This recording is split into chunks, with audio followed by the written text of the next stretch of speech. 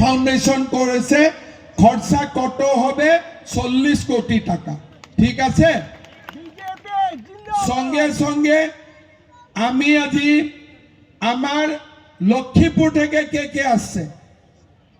ঠিক আছে, আজি আমি লক্ষ্মীপুর ওয়াটার সাপ্লাই স্কিম আমি আরম্ভ কৰিছো আৰু লক্ষ্মীপুরক আমি কিমান দিছো 20 কোটি টাকা, যে 20 crores আজি আমার ইয়াতে Lakshmipur town water supply scheme আমি ইয়াতে স্টার্ট কৰিছো।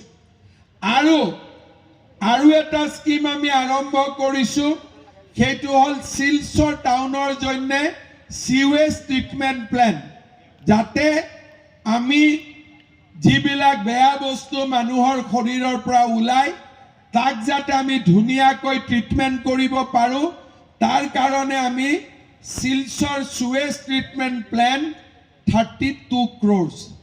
তাৰ মানে আপোনালোকে চিন্তা কৰক, বৰাক ভ্যালিৰ জন্য আজিয়ে আমি 300 কোটি টাকা লগভগ ইয়াতে আজি আমি স্কিম আৰম্ভ কৰিছো।